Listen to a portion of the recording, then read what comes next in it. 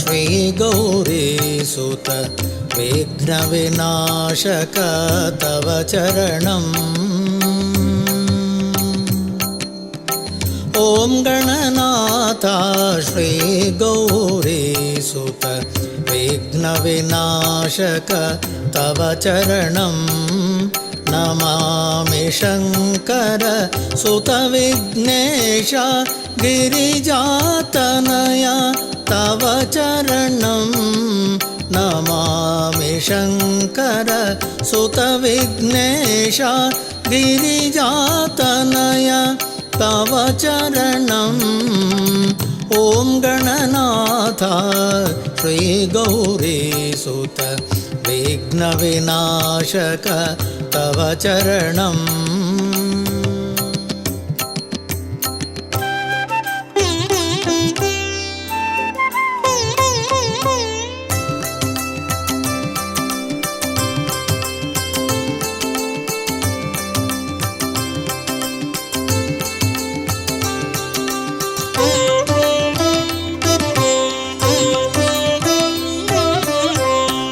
मूषिकवाहन मोदक प्रिय श्री मूषिकवाहन मोदक प्रिय श्री मुनिजन वंदित तव चरणं मूषिकवाहन मोदक प्रिय श्री मुनिजन वंदित तव चरणं ॐ गणनाथ श्रीगौरीसुत विघ्नविनाशक तव चरणम्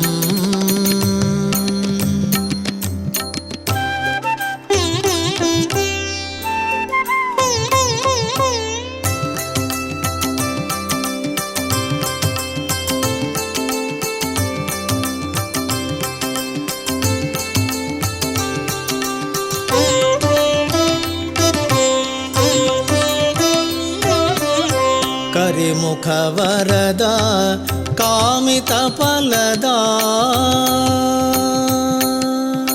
करिमुख वरदा कामित फलदा सिरि गजवदना तव चरणं करिमुख वरदा कामित फलदा सिरि गजवदना तव चरणं ॐ गणनाथ श्रीगौरीसुत विघ्नविनाशक तव चरणं विघ्नविनाशक तव चरणं विघ्नविनाशक तव चरणम्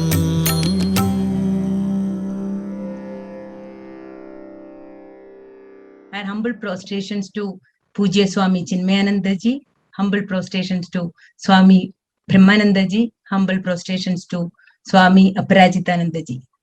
Also my namaskaram to our study group Guru Anupama ji, and welcome to all our study group members. Swamiji has spoken to us earlier. I think none of us need a formal introduction about Swamiji, especially for Chinmaya members. People listen to Swamiji's talks all over the world. In a way, pandemic gave us more opportunities to listen to his talks through YouTube and other media. We are extremely blessed to have you here with us today, Swamiji. Thank you so much for agreeing to guide us in our spiritual journey. Let us start with our prayer. Om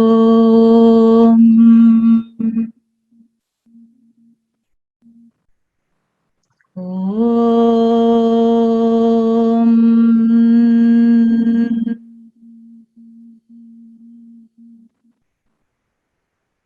Om Sahana Bhavatu Sahanau Bhunaktu Sahaviryam Karavavahai Tejasvinavadhitamastu मास्तु मा विद्विषावहै। ॐ शान्ति शान्ति शान्तिः।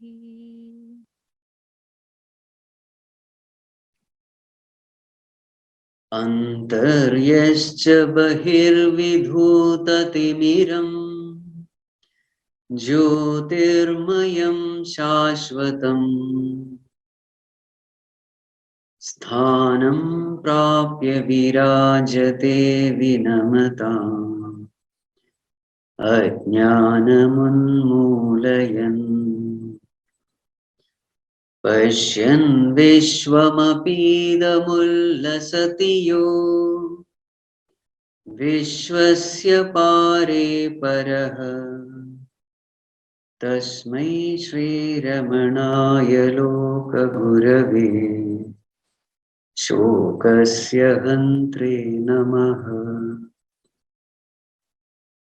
तस्मै श्रीरमणाय लोकगुरवे शोकस्य हन्त्रे नमः।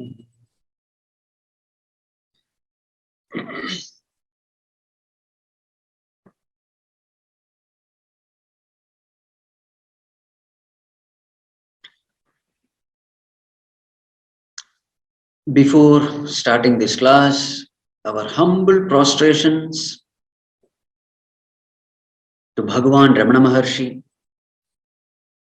who has given us this technique of self-enquiry, mainly through the text of Upadesha Sara. So this talk is mainly based on the text Upadesha Saram, because in this text, Bhagavan has given this technique of self-enquiry in detail.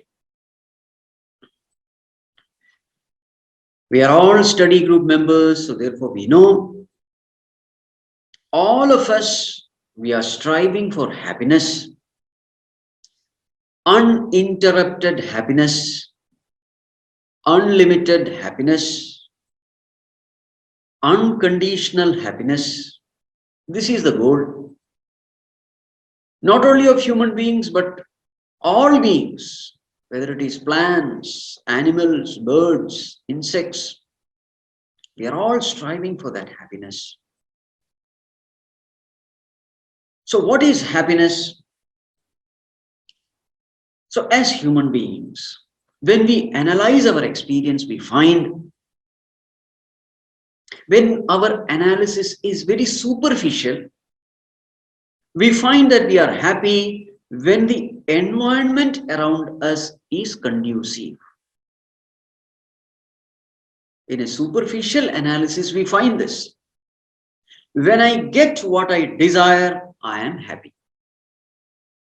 So what do you mean by conducive environment? There are so many needs and demands of this body. So when I find my needs and demands of my body, my mind, my intellect getting fulfilled, I say that is a conducive environment. So I need food. So when I get food, I say that is a conducive environment. I need shelter, I need clothing, I need love, I need respect. So when I find myself in a conducive environment, I am happy. So therefore, on a superficial analysis, I conclude that a conducive environment is happiness. I define happiness as what? As a conducive environment. An environment where all my desires are fulfilled. So naturally, what will be the direction of my striving? The direction of my striving will be to create a conducive environment around me. So what should I do for that? I will have to work hard. So to gain wealth, name, fame, power, position, I find that when I get all these things, I am happy. Greater these things, greater I am happy, more I am happy. So therefore, all my effort will be to get all these things and create a conducive environment around me. So such a person who has this philosophy that a conducive environment is happiness, what will you do? His action will be to create that conducive environment around him, to create such a world around him, and for that you will have to work hard. Such a person becomes a karma kandi. Karma kanda is meant for such people who have this philosophy that a conducive environment is a source of happiness. Such a person will become a workaholic person. You will rarely find him on the meditation seat, because according to him, meditation has no purpose. The work has to be done outside, not inside. Outside, the things have to be changed. An environment has to be created. So his work will be outside. If at all you find him meditating, it is only to make himself efficient so that he can work in the world outside. Because meditation will make you more efficient. And when you become more efficient, your work will gather a new glow. And with such work, you can create a better world. That is the only purpose for which he will meditate. And that is the only purpose for which he will read even the scriptural texts like Bhagavad Gita, etc. What is the purpose of Bhagavad Gita for him? Bhagavad Gita contains a lot of secrets of management. Money management, this management, that management.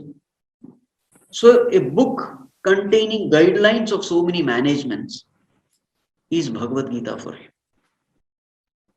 This is where everyone has to start. In fact, in the world, if you see, 99% of the people will belong to this category.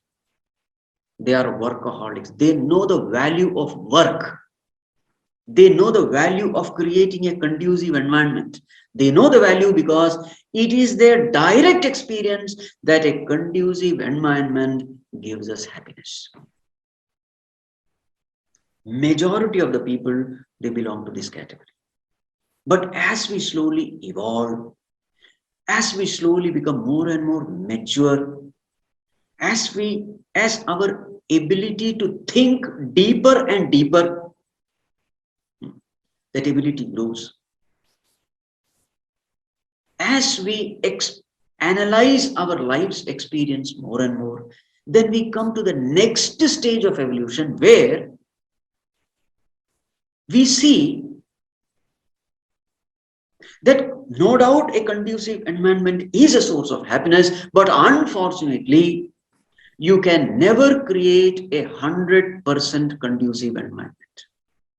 It is not possible.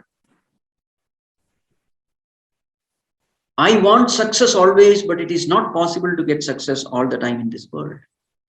I want respect always, but it is not possible to get respect from everyone. So therefore, 100% conducive environment is not possible. This limitation of the world we come to know. So then what does this person do? He starts thinking about how can I be happy even in an unconducive environment? Is it possible? Is there a scope by which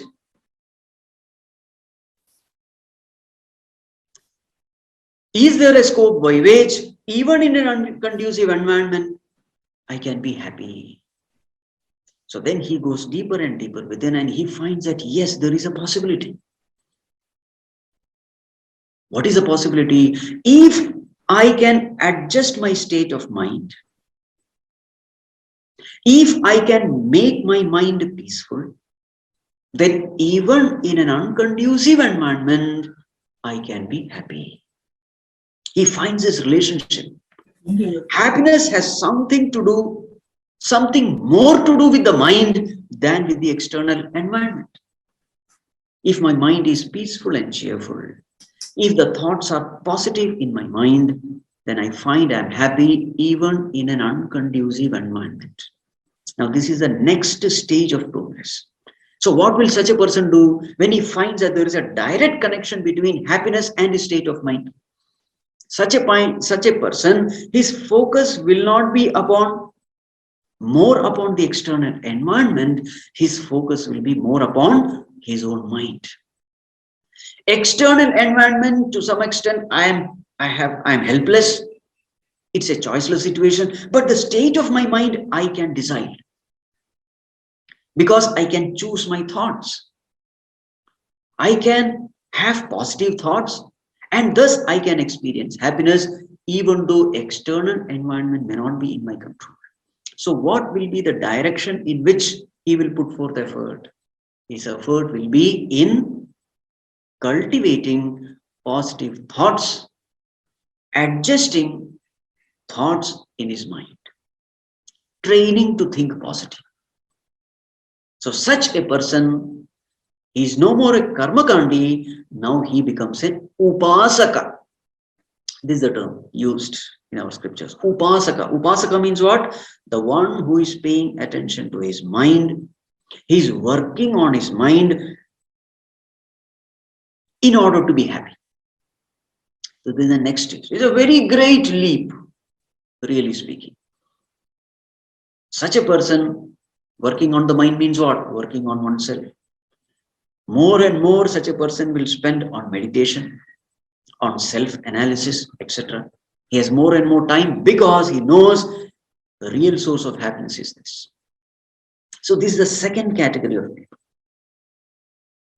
Now comes a third category of people who are much more advanced, who have been upasaka for very many years, who have analyzed the nature of the mind for a long time. They have become very subtle, very sharp, very evolved, matured. There is a lot of chitta shuddhi and chitta ekagrata because they have worked on their mind for a long time. So they are able to analyze the nature of the mind at a great depth. Now, what do they conclude after long years of study about the mind? What is their conclusion? What is their analysis?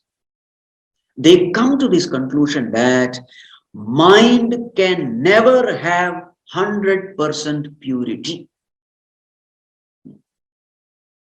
Though we say that a healthy mind is a happy mind, but is it possible to have 100% healthy mind? 100% positive mind? 100% pure mind? Is it possible? The unanimous conclusion of the sadhakas are, it is not possible. Just like we cannot make this body 100% pure or 100% healthy, in the same way, the mind which is born out of the infinite births of samskaras of the past, that mind can never be made 100% pure. So what does it mean? If the mind cannot be made 100% pure or healthy, it means I can never gain 100% happiness. Even the scriptures, they agree to this statement. They say it is not possible to make the mind sattvic all the time. Rajas will come, tamas will come, even in a jnani it will come. So say the scriptures, so says Bhagavad Gita. So all the time making the mind sattvic, it is not possible. And we see it also, that in the world so many tragedies happen, calamities happen. And what happens when we expose our mind to such tragedies and calamities? Our mind is disturbed. So it is not possible to escape disturbance when we are living in this world. In such a situation, how is it possible to gain unlimited, uninterrupted, unconditional happiness? So this sadhaka is stuck here. So then what happens? It is at this time, Bhagavan, out of his grace, he guides such a sadhaka through the scriptures, through the gurus. And what is the guidance given? Oh my dear child, the mistake you are making is you think you are the mind. You think you are the mind. You are not the mind. You are not the mind. You are only the observer of the mind. You are only a witness of your mind. You have made this wrong conclusion. When the mind is happy, you are happy. When the mind is miserable, you are miserable. Therefore, I am the mind. This conclusion is wrong. It is not the right conclusion. The reality is you are only a witness of your mind. Now, this piece of information is very, very, very, very, very, very important information. It's a very important piece of instruction given by the scriptures. How is it important? Now, what happens when this instruction is put into practice by a seeker? He tries to witness the mind. He tries to observe the mind. Mind is nothing but flow of thoughts. So observing the mind is nothing but observing the thoughts. Now, what does he find out when he starts observing the thoughts? A great secret is revealed in front of him. He comes to know that whenever I become one with the thoughts, whenever I identify with my thoughts, whenever I show interest in my thoughts, whenever I entertain the thoughts multiply. He finds a relationship between his attitude and the nature of the thoughts. There is a relationship. He finds it out. What does he find? Whenever I am identified with my thoughts, the thoughts multiply. And whenever I witness my thoughts, the thoughts die. This is the great revelation that happens at the seat of meditation. Now, what does it mean? It describes everything. Why is it that I am in this world, in this body, in this environment, going through so many experiences? Why is it? The mistake I have committed is I entertain thoughts. What happens when I entertain thoughts? Thoughts multiply. What happens when the thoughts multiply? Multiplied thoughts will have tremendous momentum, and thoughts with momentum will force me to act. Karma is unavoidable when the thought momentum is intense. How did the thought momentum gain its momentum? Because of my constant entertaining thoughts. So constantly entertaining thoughts makes the momentum of the thoughts to intensify, and that intense momentum of the thoughts force me to act. I perform karma, and every karma has to end up in karma phala. And what is karma phala? Karma phala comes in front of us in the form of this body, in the form of the world around, in the form of experiences, in the form of all kinds of bhogas. They are all nothing but karma phala. So how did this karma phala come into existence? How did this creation around me come into existence? The mistake I did is I entertained thoughts. I identified myself with the thoughts. I became one with the thoughts. I started showing interest in my thoughts. They're all same thing, whatever I have repeated. So if I have to put an end to all this creation, what should I do? I should do something opposite. And what is that something opposite? Instead of identifying with my thoughts, what should I do? I should witness my thoughts. I should no longer show interest in my thoughts. I should just watch my thoughts. This is the technique given by the scriptures. Pratibodha viditam matam amrutatvam nivindate. What is the result? Amrutatvam. Immortality is the result if you can do this. Watching your mind. What happens when you watch the mind? You are no more interested in the mind. The law is the moment you watch your mind, the moment you witness your thoughts, the thoughts will have to die. Death of the thoughts means death of the mind. Manonasha. So that is why Bhagavan Ramana Maharshi says, Manasam tu kim margane krite naiva manasam marga arjava. This is marga arjavam, straightforward method. What is it? Manasam tu kim. What is his mind? Inquire. What do you mean inquire the mind? Inquire into the mind means watch the mind. Manasam tu kim. What is his mind? You just watch it impartially, without getting involved, without participating in it, just as a mute witness. Then what happens? Naiva manasam, the mind disappears. The mind disappears. Wonder of wonders. And what happens when the mind disappears? Bhava shunya sad bhava susthiti bhavana balad bhakti ruttama. What is the state when the mind disappears? Bhava shunya. Your mind is free from any kind of thoughts. Sad bhava susthiti. You become firmly established in Sat Bhava, in the nature of existence. You become firmly established in a state where there are no thoughts, there is only pure existence, unconditional existence, absolute existence, blissful existence. But how to gain it? Bhavana Balad. It is only by the strength of meditation. A meditation where you are just watching your mind,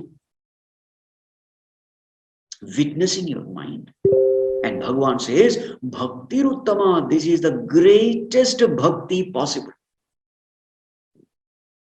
According to us, bhakti means lot of crying and weeping and lot of stories. No.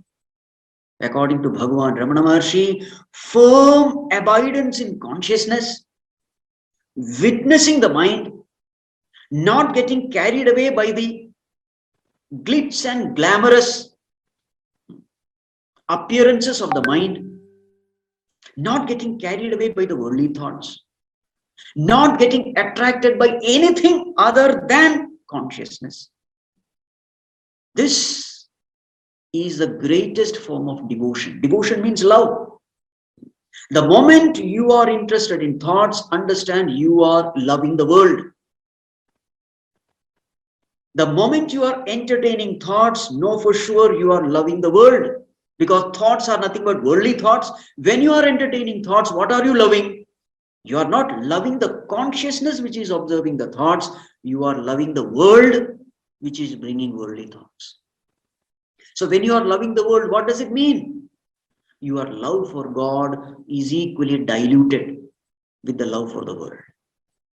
So Bhagavan says this is Bhakti Ruttama, where you are established in consciousness.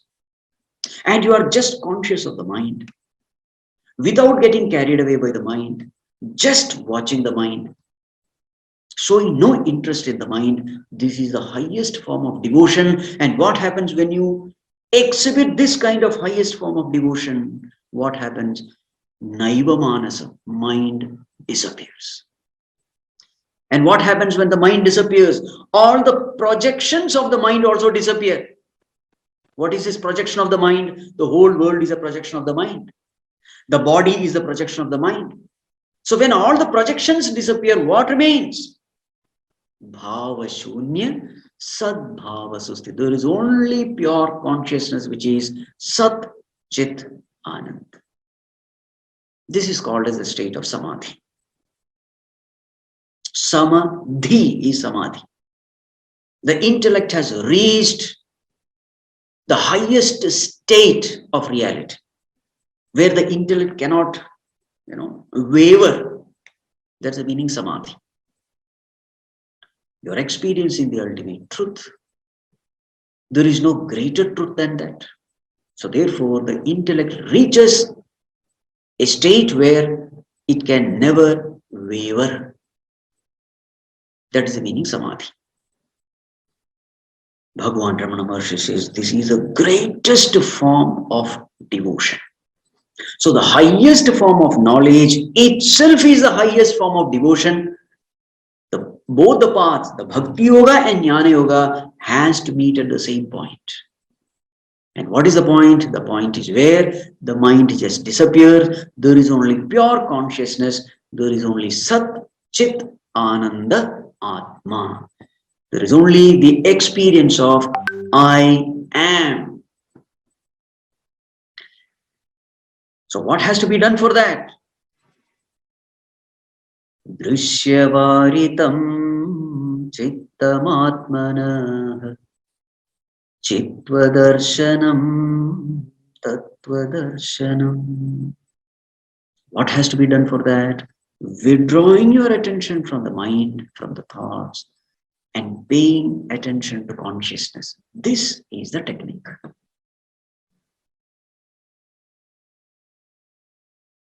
Now, someone asked Bhagavan, see, for you it may be very easy witnessing the mind and just saying that mind is an illusion, it doesn't exist.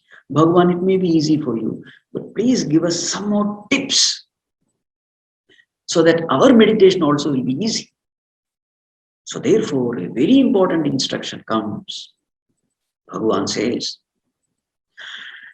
Vrittayastvaham vrittimashritaha vrittayo mano Nithyaham manah. Bhagavan says, yes, when you inquire into the mind, mind disappears. That is true. But there is a very important tip which I can give you, which will really help in silencing this mind. What is the important tip? Vrittayaha manah. What is mind? Mind is nothing but flow of thoughts. Vritti means thoughts. Please understand, whenever I use vritti, you have to understand it as thoughts, because vritti has got so many meanings. In this context, vritti means thoughts. Vrittayaha manah. Mind is nothing but flow of thoughts. But though there are so many thoughts in the mind, all these thoughts, vrittayaha aham vrittim ashritaha. All the thoughts, they take refuge in aham vritti. Now this is the most important tip. All the thoughts, they exist in I thought. Aham vritti means I thought. I thought. Aham vritti. So before understanding this relationship between aham vritti and the idam vrittis, now we will call other thoughts as idam vritti. Idam means this thought, idam vritti. So all the idam vrittis, they exist in aham vritti. This is what he said. So before understanding this relationship, we will have to know what is aham vritti. What is aham vritti? What is this I thought? This aham vritti is nothing but the notion we have about ourselves in our ignorance. This notion, this understanding that I have about myself is called aham vritti. How did I develop this aham vritti? Again, by analysis, without the guidance of the scriptures. In my superficial analysis, what do I see? I see in others that when a person is born, when the body is born, that person is available for interaction. And when that person's body is gone, that person is no more available for interaction. So what does it mean? That person is that body. So what does it mean? I am nothing but this body. When this body is gone, I find myself existing. And from inference, I can conclude, by seeing others, I can conclude that when this body is gone, I am also gone. So therefore, I am this body. Also, I find in myself that I am able to experience everything inside this body. I am not able to experience outside this body. So therefore, within this body, I exist. isn't it? So therefore, this body is me. This is called a notion. This is called a thought. This is called a self-defining thought. This is ahamvritti. Self-defining thought. I give a definition for myself. So based on this, I say, I am a man, I am a woman, I am a child, I am an old man. These are all the different definitions I give about myself. Then I start comparing myself with others. Then I say, I am tall, I am short, I am dark, I am fair. I compare myself, my BMI with other BMIs, and then I compare. I am dull, I am intelligent, I am sensitive, I am emotional. So many definitions I give. So all the definitions collected together, I have a definition about myself. I have an understanding about myself. I have a notion about myself. This bundle of notion about myself is called aham vritti. Clear? Yes. Now, what does Bhagavan say? Vrittayah tu aham vrittim ashritaha. All your thoughts in your mind exist in aham vritti. Means what? Now this is a very important tip, because generally what do we do at the seat of meditation? When we are asked to witness the thoughts and silence the thoughts, we try to witness each and every thought. Bhagavan Ramana Maharshi says that is not the way. If you try to witness and silence the thought, you will never succeed, because the thoughts will keep on sprouting. It is like trying to destroy a tree by cutting the leaves and cutting the twigs and cutting the branches. That is not the way. Bhagavan says, apply your axe at the root. Because all these leaves and twigs and branches, they are existing in the root. If you can cut the root, the matter will be over. So instead of paying attention to so many idam vrittis, idam vritti means all the other indirect thoughts not directly connected to aham vritti.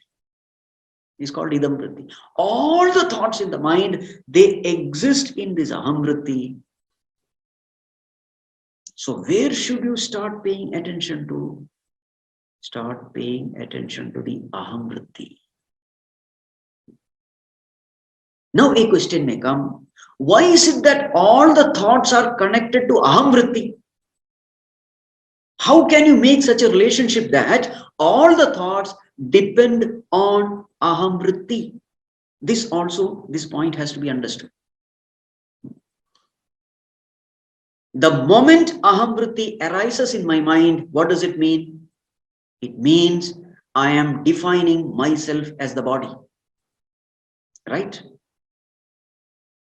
I am defining myself as the limited, imperfect body. Now, what is my natural desire? My natural desire will be Sat Chit Anand. I want to exist forever, Sat. I want to know everything, Chit. I want happiness forever and ever, Anand.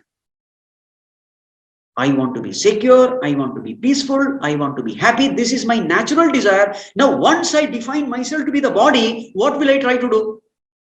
I will try to fulfill my desire through the body. Isn't it? Remember, Satchidananda is not the nature of the body, but I am trying to experience Satchidananda through the body. So it is an unnatural way of experiencing Satchidananda. So wherever there is unnatural way, there will be effort involved. And this effort expresses as mind's chattering. Mind becomes busy trying to gain Satchidananda through the body. This mind's becoming busy is called thoughts in the mind. Are you able to understand? How can I get happiness? Where will I get happiness? Whom should I approach to get happiness? What are the things which will get happiness? Will I get it or not? So anxiety is there, worry is there, wool gathering is there, daydreaming is there, planning is there, thinking is there, imagining is there. All these things are nothing but different kinds of thoughts. Why are these thoughts coming? These thoughts are coming because I want to gain happiness. The mind wants to gain happiness through the body. It's an unnatural process. That happiness has to come from the outer world. So therefore, a lot of planning has to be done. So therefore, the mind becomes constantly busy chattering. The moment you define yourself as aham vritti, that very same moment, mind starts chattering. You cannot stop that chattering of the mind. Out of your will force, willpower, you may for some time silence the mind at the seat of meditation. But the moment you finish meditation, get up, the mind again starts chattering. Bhagavan Ramana Maharshi says this is not the way. Temporary quietude of the mind is not the way.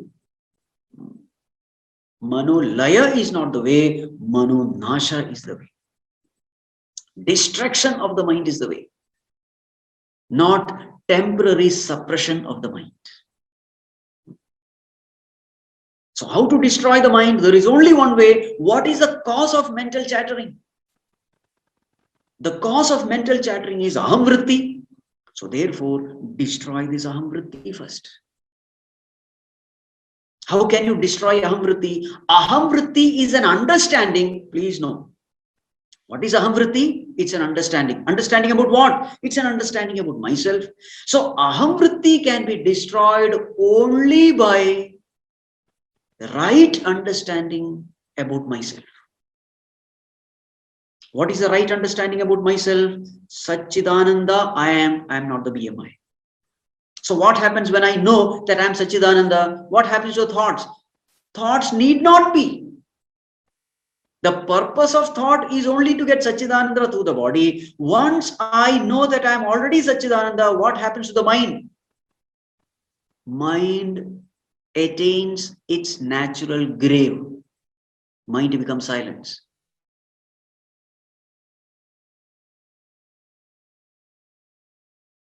Please. Hrutsthale manah swasthata kriya bhakti yoga bodhascha nishchitam. All the path they talk about only one thing. What is it? Hrutsthale manah swasthata. Mind getting absorbed in Hritsthala, in the very core of your being, in yourself. Absorption of the mind in the self. This is the purpose of all the paths, whether it is Bhakti Yoga, Jnana Yoga, Karma Yoga, Raja Yoga, whatever yoga. So what happens when you have that right understanding about yourself? Aham vritti is gone, because aham vritti is only a wrong notion about yourself. When you gain the right understanding, aham vritti is gone. What remains is only pure aham. The nature of pure aham is Satchidananda. So what happens to your desire? All the desires are met there. Whatever you need, you have got it. And once you have got it, what happens to the mind? Mind is no more needed for you. You don't need thoughts, because you don't have to plan anything. Everything is already attained. Such a mind becomes a silent mind, a quiet mind, a no mind. So all my thoughts in the mind, it is connected to what? It is existing in aham vritti, this wrong notion. So if I have to put an end to the mind, what should I do? I should put an end to aham vritti. Now the question is, how to put an end to aham vritti? How can I do that? The answer is again the same. Aham vritti is a vritti. It's a thought. So if you have to destroy a thought, what you should do? Witness it. Technique is the same. Witness. The only way to destroy a thought is by witnessing. And therefore, Bhagavan Ramana Maharshi says, Ahamayam kuto bhavati chinvata aipatatyaham nija vicharanam. Aham ayam kutaha bhavati. From where is this aham vritti coming from? Start inquiring. Inquiring means what? Witnessing. Is it possible to witness aham vritti? Of course it is possible, because it's a thought. Any thought can be witnessed. So therefore, aham vritti also can be witnessed. So what happens when you witness aham vritti? Aham ayam kutaha bhavati iti chinvatah. I, wonder of wonders. Patati aham patati, it falls. Why it falls? It falls because it's a notion, it's a thought. It has to fall. Bhagavan says this is nija vicharana. This is self-inquiry. What is self-inquiry? Witnessing and destroying the I thought, the aham vritti, is self-inquiry. Now, a practical tip of how to destroy this aham vritti. What is a practical tip? You can clearly experience aham vritti when you are thrown out of balance during ups and downs of life. That is the time when you clearly see the play of aham vritti. For example, when you are highly elated due to some success, due to some victory, due to some gain, when you are highly elated, immediately get your center and watch it. You can watch the joyful ego in you. Yes or no? You are able to watch it. You are able to witness it. You are able to observe it. That something in you is there who is very much happy. That entity which is very happy, just watch it without getting involved in it. What is the normal thing we do? When the ego in us is happy, we identify with the ego so that we can gain happiness. You cannot gain happiness of the ego without identifying with the ego. So this happiness of the ego becomes a temptation, and you identify with the ego, and then you experience the ego. Now the greatest challenge in front of you is, do you want the happiness of the ego, or do you want to witness the ego? It's a great temptation. If you enjoy the happiness of the ego, there is no other way, you will have to identify with. And every time you identify with the ego, what happens to the ego? Ego becomes strong. Every time you identify with the ego becomes strong. You become a greater samsari. The question is it worth it? Of course, there is a joy in that ego. It has got something from the world. It is elated. Now the question is, do you want to identify with it, or do you want to observe it? If you observe that ego, then the witnessing center in you becomes stronger. The ego will become weaker. But the price you have to pay is, if you start observing the ego, you will no more be able to revel in the egoistic pleasures. This is the challenge. Are you able to understand what I am saying? The temptation is too much. India-Pakistan game is going on and India is winning. You are very happy. Cricket match. Now if you have to enjoy that moment, there is no other way. You will have to become an Indian. Becoming an Indian means what? Identifying with the body. Because it's the body which is the Indian. So you will have to identify. Now if you want to enjoy that game, because India is winning, you have no choice but to identify. Remember, identification with the body means strengthening the bondage. Strengthening the samsari in you. Choice is yours. Do you want God, or do you want world? Do you want God, or do you want the ego? Ego, world, they are all similar. In the same way, during sorrowful moments, the ego is miserable. Now tell me, is it easy or difficult to detach from that ego, you will find that it is easier. Because you don't want to go through the misery. So just to escape from the misery, you are ready to observe that ego, witness that ego. You understand? It is very difficult to disidentify from a joyful ego. It is very easy to detach yourself from a miserable ego. And that is why God gives you suffering when you become a spiritual seeker. What is the spiritual seeker say? Bhagwan, give me moksha. Bhagwan says, fine, if you want moksha, then you will have to suffer. Artha Bhakta, Artharthi Bhakta, Bhagwan gives. Whatever he asks, he gives. But a Jitnyasu Bhakta, Bhagwan has no choice but to give suffering and to create Vairagya in him. Because it is only the Vairagya which will force this man to drop the ego like a burning ember. Suppose a charcoal, burning charcoal, what will you do? Will you hold on to it or will you drop it? You will drop it, isn't it? So in the same way, Bhagavan will create that ego, a miserable ego. And how can the ego be miserable? Through humiliation, through insult, through disease, through all kinds of painful experiences. So when that ego is miserable, you will do everything to get out of that misery. And the only thing you need to do is to witness, to detach. And you are ready to do it because the misery is so much. A Tivra Mumukshu is compared to a person whose jata has been caught fire. Can you imagine? Now suppose your jata is burning, what will you do?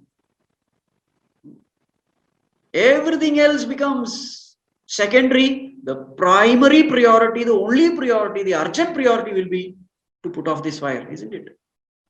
This is the state of mind of a Tivra Mumukshu. That's what the scriptures say. Meaning he is put under extreme misery. So if you are asking for moksha, beware.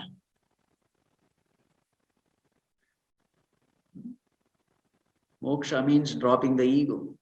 And dropping the ego will not happen as long as you are very happy and comfortable and you are enjoying all the pleasures of the ego. No, you will not drop that ego. That ego is a very tempting thing. You will not drop it because that joy is very tempting.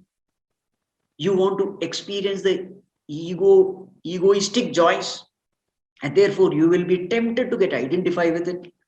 And every identification is nothing but strengthening the ego. Are you able to follow what I'm saying? So coming back, all the thoughts depend on this ahamvritti.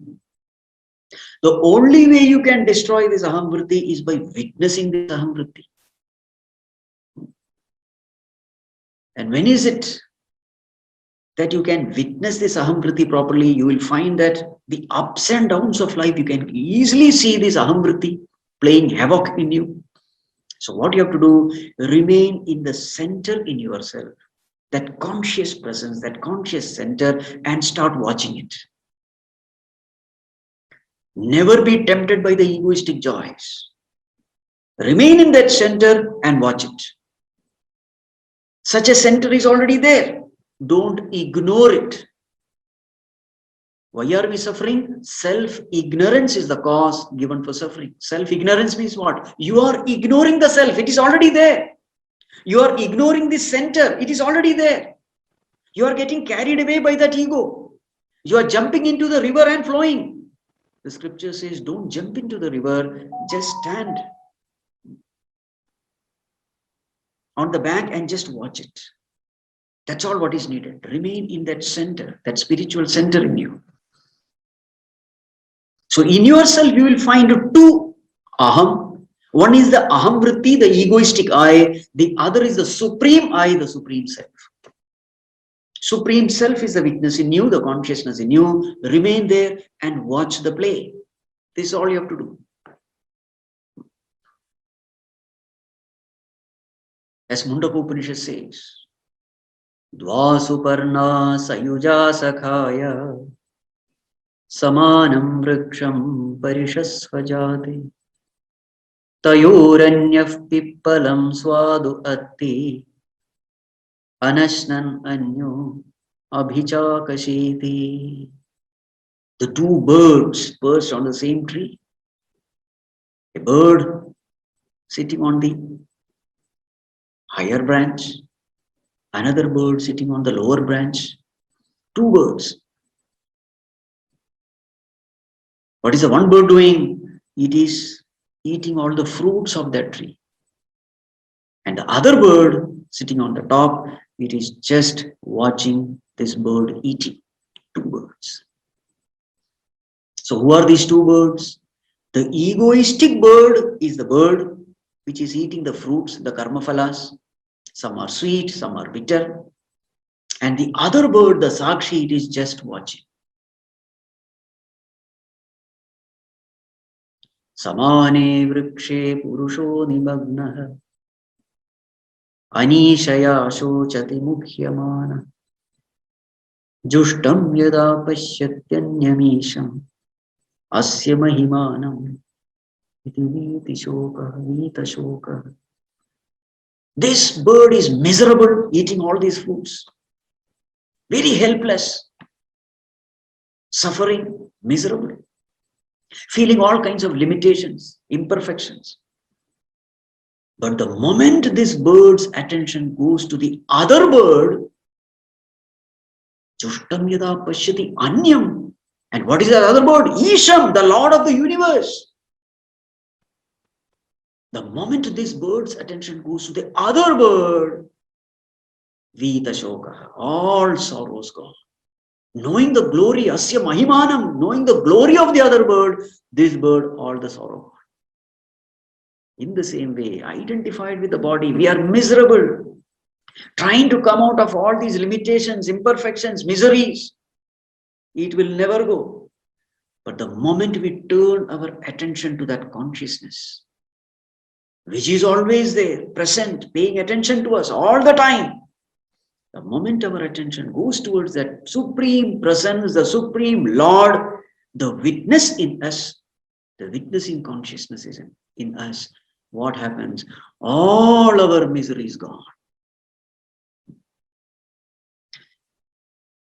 Ahaminasha bhajahamahandaya spurati hrutsvayam paramapurnasa. What happens when you start witnessing this aham vritti? The aham vritti also dies. And what happens? Ahaminasha bhaji, when this aham vritti dies, Sfurati hrutsvayam paramapurnasa, the real I shines forth. Like when the cloud goes away and the sun shines, in the same way the real I, which is Satchidananda Swarupa, it shines forth in all glory, in all brilliance. Then what happens to the mind? The mind has become silent. Why silent? Because now there is no job for the mind to do. You have got what you need. You needed Satchidananda. You come to know that it is already there in me. I already possess it. I don't have to get it from outside. The purpose of the mind is over. The mind becomes silent in the self. And then Ramana Maharshi says, in the end of Upadesharam, Ahamapetakam nijavibhanakam mahadidam tapo ramanavagiyam. This is the Mahat Tapas. This is the greatest tapas one has to do. What is it? Aham apetakam. This tapas of self-inquiry, where you destroy this aham vritti, this ego, and nijavibhanakam, and allowing the Supreme Self to shine forth in your heart. This is the greatest tapas a person can do. Greatest tapas is not standing on one leg and looking at sun and all that. No. Greatest tapas is not torturing the body. No. Not sleeping, not eating. No, no, no. Mahat idam tapas. What is the greatest tapas? Effacing your ego is the greatest tapas. Allowing the Lord to take charge is the greatest tapas. allowing your heart to occupy with the Lord and not with the ego. This is the greatest tapas. Aham apetakam nija vibhanakam. Allowing the Lord to consume you completely. This is the greatest tapas. So what happens when the Lord consumes you? Only Lord remains, you don't remain. You vanish. Bhagavan alone remains. Advaita Siddhi happens. This is the greatest tapas. So what is the purpose of self-enquiry? Enquiring to the self, destroy the non-self, destroy the wrong notion that you are this ahamvritti, destroy it, and allow the Supreme Self to shine forth. This is the purpose of self-enquiry, and once it is done, Bhagavan says, Krityamastikim swasthitim yatah. What else is there for such a yogi to achieve? He has achieved everything. He has achieved the very purpose of life. This alone will give you the total fulfillment in life. So thus, my talk concludes. Now the stage is for you.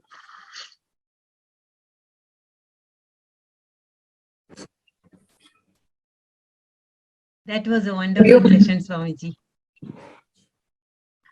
So now, thank you so much. And as always, it is really, like, I don't know how to explain. It was really, really good. Next, we'll move on to Q&A session. I request Srimati Sriranjini to take it over. Hari Om, Swamiji. There are a lot of questions that have come. I think I will club two questions, one by Vishwajit ji and one was my question. It was about practices, Swamiji. So one question was, can Gayatri Japa, which Vishwajit ji says he does every day as part of Sandhya Vandana practice, be a way to catch the spiritual center, or is it actually detracting him from attaining his goal? So I think that was one question on practice. One more on practice is, I wanted to know what practices can we do to remain in the consciousness and remain in the self, because one keeps moving from witnesser to experience doer state constantly. See, if you see Upadesha Saram, this Manasam to Kim verse has come almost in the middle. Bhagavan did not take it in the beginning. What does it mean? Unless mind is purified, this sadhana cannot be done. What happens if you try to do this sadhana of witnessing without purifying the mind? What happens is, aham and aham vritti, they appear to be one. Aham means pure consciousness. Aham vritti means it's a thought. They become one. You are not able to clearly decipher the difference. So, at the seat of meditation, at the most you can witness idam vritti, but not aham vritti. This is what happens. You will be able to see so many other thoughts, but you will not be able to witness aham vritti, this I thought. Why? Because I thought has become a part of witness. Who is witnessing? Aham vritti is witnessing idam vritti. This is what will happen if the mind is not purified. So, of course, when you sit for meditation, some peace of mind will be there because thoughts have reduced. But remember, aham vritti will never go. Who is the thief? Aham vritti is the thief. And now, aham vritti has joined with the police in order to catch the thief. You have understood what will happen? Police is pure consciousness. Aham vritti is a thief. Now aham vritti has clubbed together with police. And now together they are going to catch the thief. Will you get the thief? Never. The point is this, witnessing will not succeed unless there is chitta shuddhi and chitta ekagrata. Purity of mind and concentration of mind. If this is not there, this sadhana cannot be done. That is why Bhagavan Ramana Maharshi first starts with karma yoga. Ishwararpitam na ichchaya kritam chitta shodhakam mukti sadhakam. See, chitta shodhakam. it will purify the mind, and therefore mukti sadhakam. Only a pure mind can be used for seeking liberation. So Gayatri Japa helps in purifying the mind. All the other sadhanas helps in purifying the mind. And once the mind is purified, only then you must try to do this sadhana.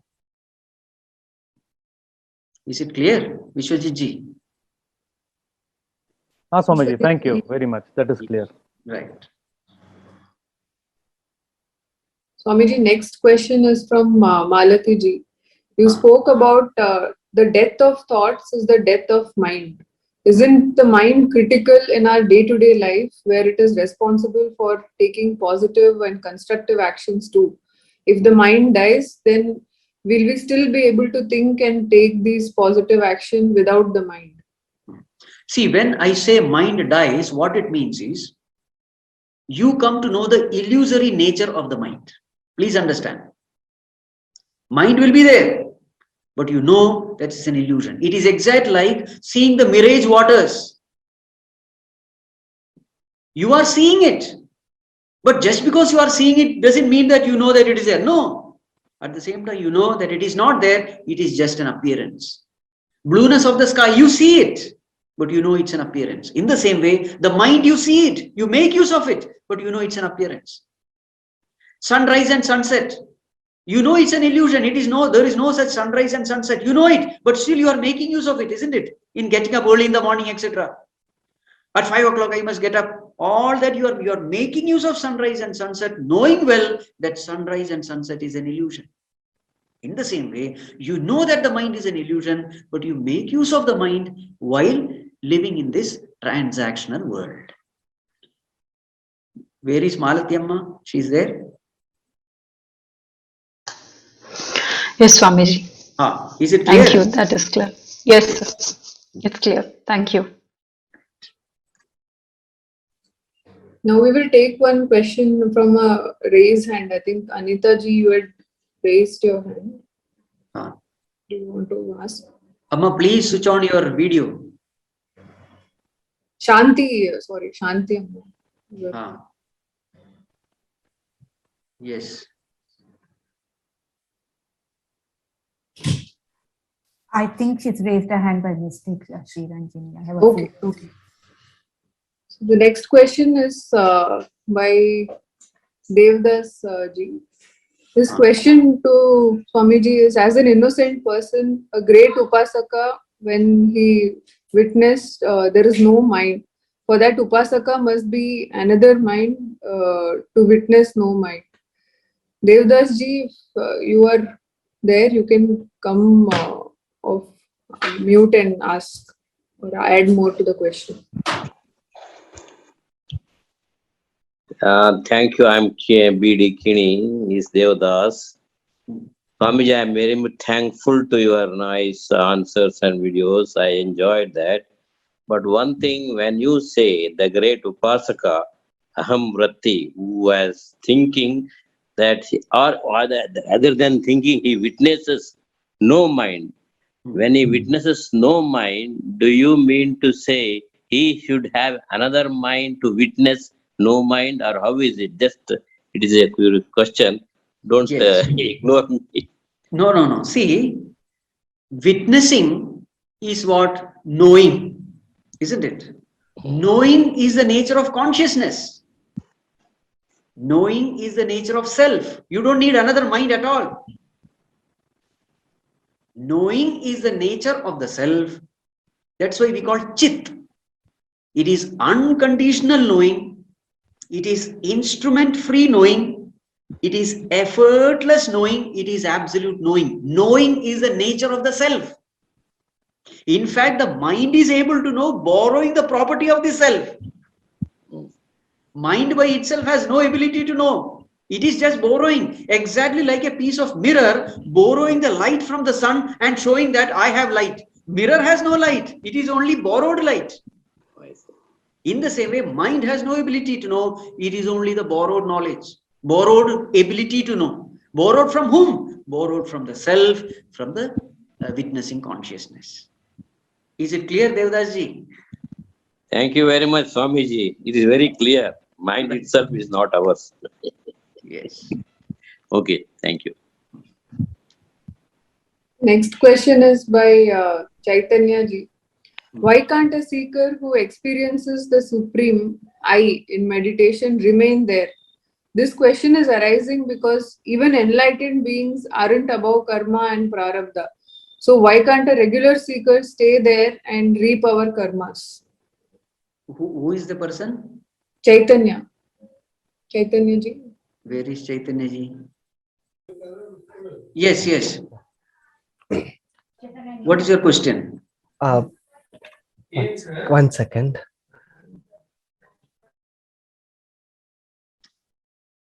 My question is basically, even Ramana Maharshi had to go through a lot of, things with his Sufferings, cancer yes. and all of that. So I'm assuming that was because of his karma that he had, and he had to go through it in his lifetime. Yes. And he was an enlightened being. He knew he was one with himself at that point.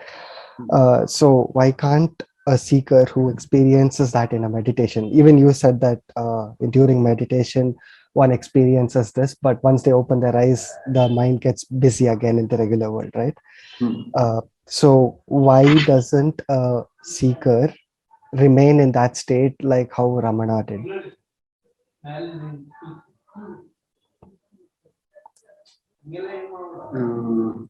How did Ramana do? He was also living in this world.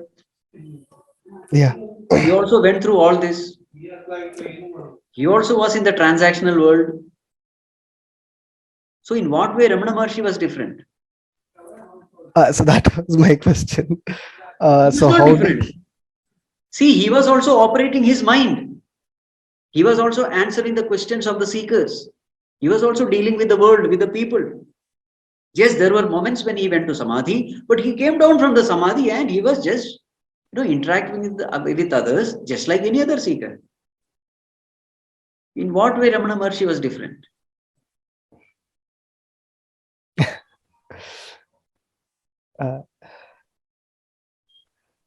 if you put it like that, yeah. So Clear? you're saying it's possible for any one of us, but we Of aren't course. prepared enough for. We have to prepare our mind like Bhagwan has prepared his mind. That's all. Law is a law for everyone. Clear? Right. Next question is again by Malati ji. Swamiji, you mentioned that the entire world is a projection of our mind. In the world today, we come across many problems of terrorism, corruption, poverty, etc. I never wanted all these problems in the world. So how is it a projection of one's mind? Where is that, Amma? Malati ji. Pranam Swamiji. Yes. You never wanted terrorism, but how is it that I am seeing terrorism? That's your question. Right. How do you know you never wanted it? Because I don't think about that. I mean, that's the only way I could know. See, the mind has so many layers. Now, for example, let me say one thing. The terrorist, the law of this universe is, if you give pain to others, a time will come when others will give pain to you. Right? Now, in this birth, let us say these terrorists are giving pain to others. In the next birth, the very same terrorist will be at the receiver's end, where they will receive pain from others.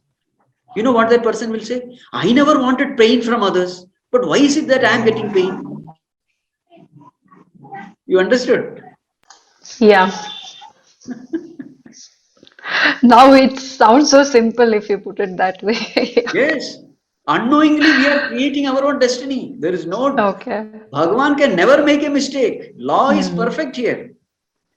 Yeah. Thank you, Swamiji. Right. Next question is by Satwaraj ji. He says, in sadhana, should I focus on I am Satchitanand or everything? Physical world is Satchitanand, including my body. Who is it? Tatvarajji, do you want to add more to the question?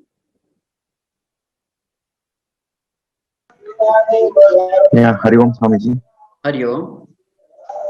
Yeah. So my question was like, when we are doing the regular sadhana, Video, please. Video, so video. yeah, Ha. Hari Om. Yes. Yeah. So my question was like, when I am doing this regular sadhana about like I am a conscious, I am Satchit Anand. Yes. So two things are coming. If I am Satchit Anand, I am that energy. So that is one thought. And second thought is, when now what is this all physical world, including my body? So in my regular this Atma Bodha classes and all, so what we understood is like this world is none other than Satchitanand. So everything is Satchitanand. So when we are doing the sadhana, either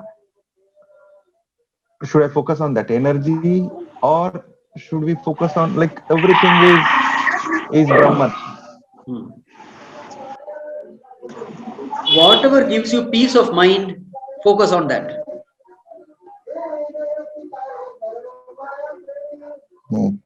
Understood? The question is not, because there are thousands of ways in which you can meditate upon God. What is suitable for you, you only have to decide. Because based on your previous samskaras, vasanas, etc., what gives taste to your meditation, that you do. That focusing on that energy part, okay, I understood that. Whatever the taste, I need to focus on that. But when I come on this physical world part, not on particular object, entire cosmos, right? So sometimes I feel like, okay, everything is Brahman only, you know, like with whom I'm talking, either living, non-living, everything. Right. So in that way also. Of course you can. You can. Okay, so two ways. Yes, yes. Either this, either that. Yes, yes. Okay. Both are acceptable. Thank you. Thank you, Swamiji. Right. Next question is by Archana ji. She said, Swamiji, you said that for a seeker of moksha, there will be misery. Isn't this contrary to the equation that doing good karma gives one a good, happy life free of miseries and, you know, paves the path towards seeking moksha, and bad karma moves one away from the moksha path?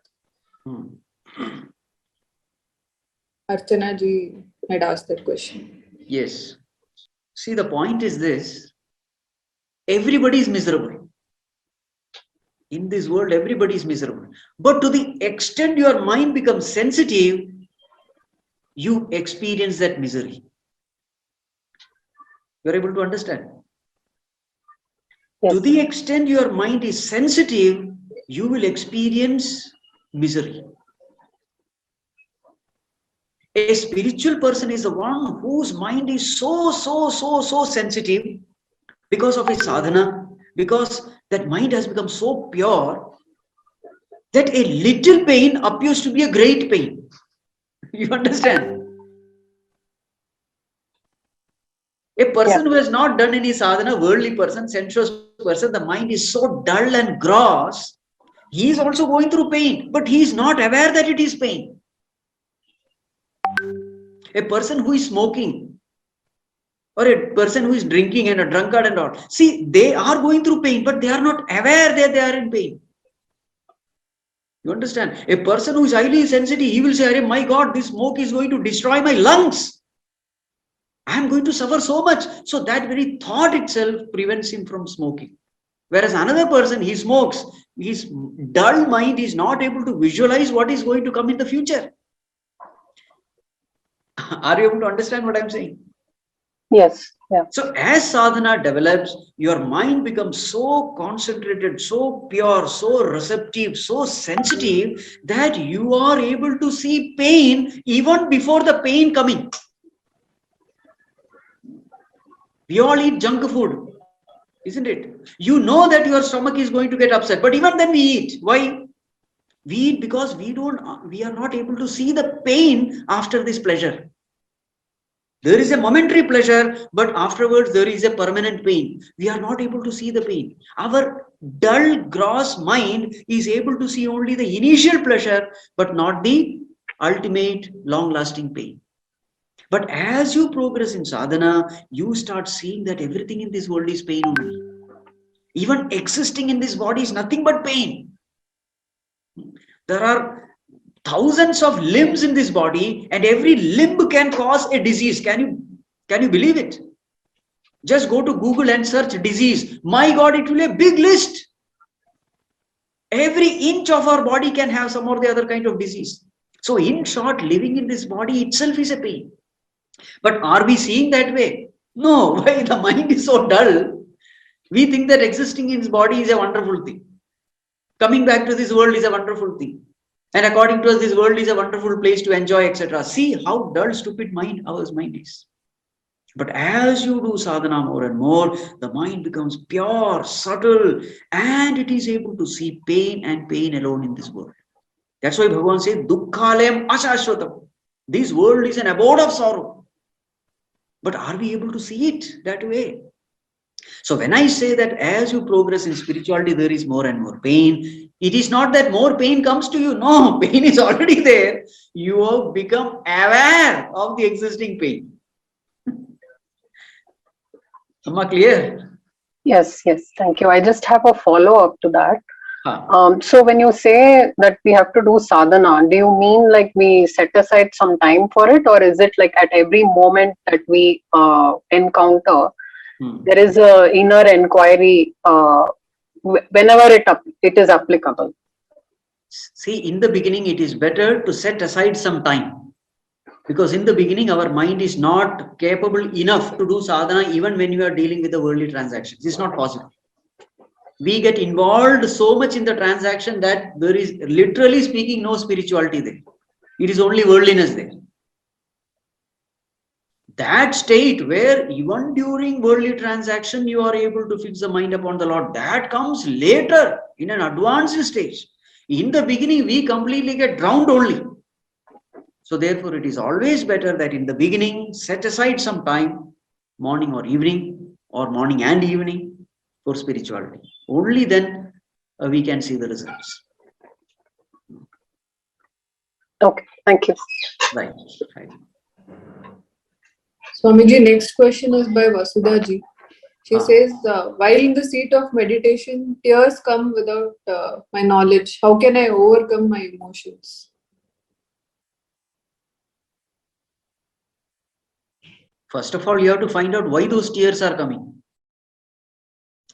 Are you thinking of God and the tears are coming? Where is that Amma?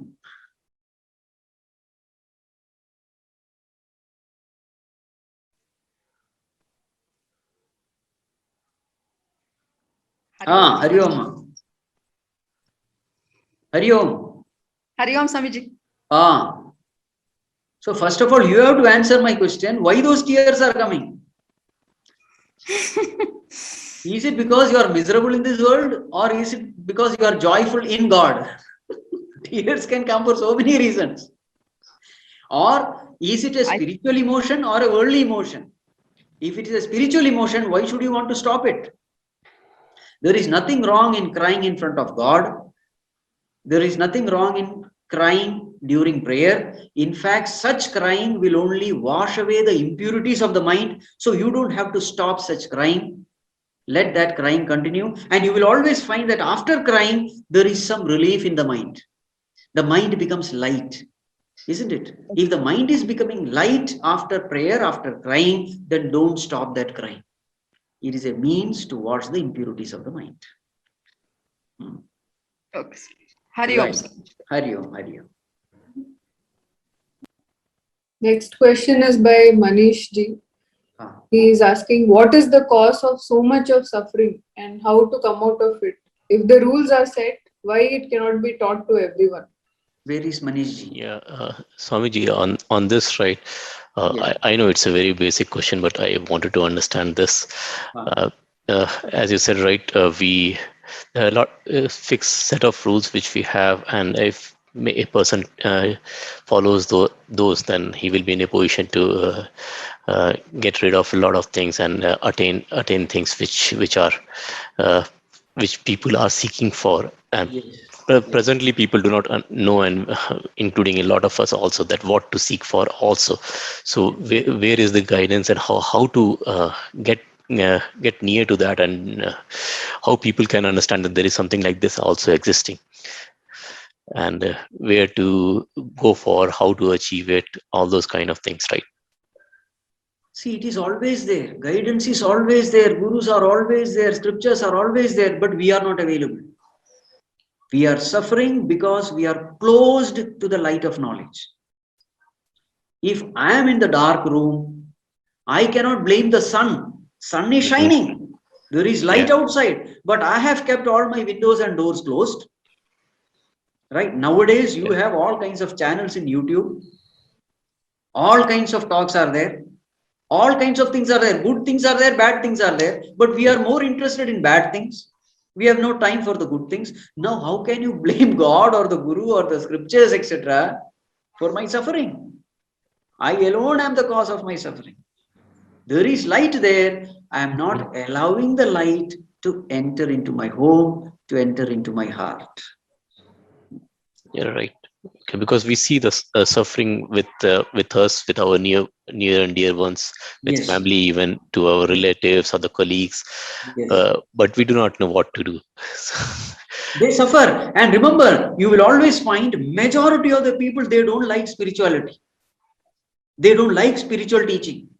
They will never attend satsang. They will go for the malls. They will have all kinds of outings. They will spend a lot of money on all that. But for spiritual sessions, they have no time for it.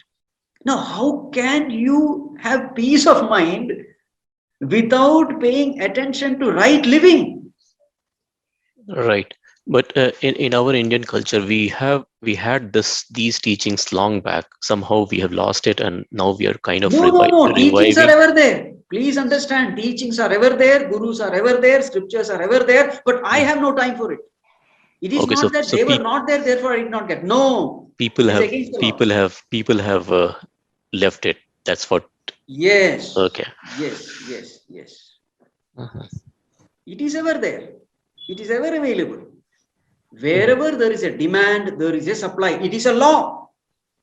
If you are demanding spiritual knowledge, you will be supplied with spiritual knowledge. It's a law. But suppose you don't have demand, then even if you are amidst spiritual institutions, you will remain untouched by it. Padma patramiva ambhasa, as the example is given. Like the lotus untouched by water, you will remain untouched by spirituality. You will drown yourself in worldliness. Today, everybody is suffering because they are drowning themselves in worldliness. They are paying no attention to the scriptures, to the teachings. So naturally, the result will be suffering alone. Thank you. Right. We have a question from Sri Vidya ji. She's asking, so how do we know we are progressing on reducing this aham vritti, or even is it that our mind is tricking us? See, the sign of progress in aham, in spirituality is you become more and more joyful and contented. What is the nature of the self? Self is of Ananda Swarupa, isn't it? So if self is the nature of Ananda Swarupa, the intensity of Ananda in your heart should increase with spiritual progress. There is less of grumbling, of complaining. There is more of contentment. There is more of cheerfulness. Situations are not able to throw you off track, out of your center. Somewhere deep down, you are connected to the divine. You are, you are causelessly happy. You understand? There is no need for a reason to be happy. You are happy. You are just cheerful. Why? Because that is your nature. So these are all the indications that you are progressing in this path beautifully well. And you will always find that your ego is also coming down. When somebody tells some hurting words, you are not hurt. You are not disturbed. So this also is an indication that, the ego, that reaction of the ego is less. So praise doesn't affect you, insult doesn't affect you. To a great extent, you are unaffected by them. Some shock absorber is there in you, which is as though absorbing all shocks from the world and keeping you intact, protected.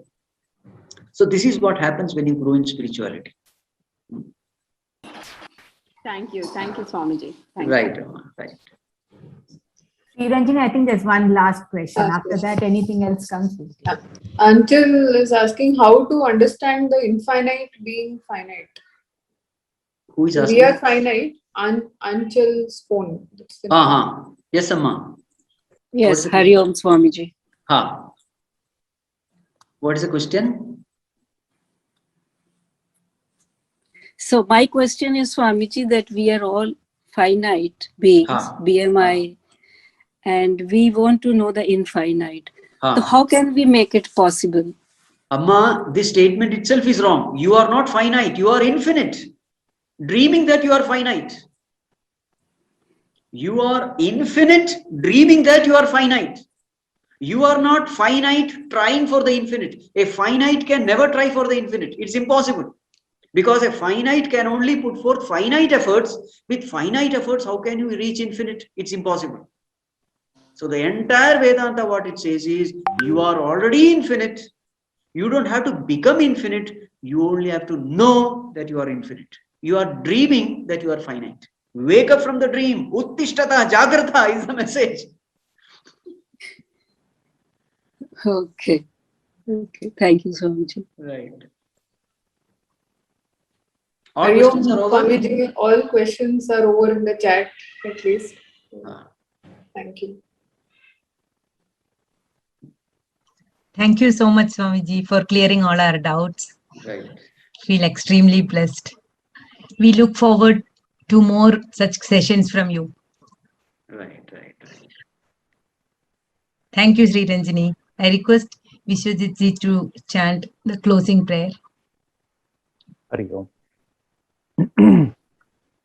Om Swasti Prajabhya Paripalayantam Nyayena Margena Mahishaha Go Brahmanebhya Shubhamastu Nityam Loka Samasta Sukhino Bhavantu Kale Varshatu Parjanyaha Prithvi Sasya Shalini Deshoyam Kshobarahitah Brahmana Santu Nirbhayaha Om Shanti Shanti Shanti Harihi Om Shri Gurubhyo Namaha Harihi Om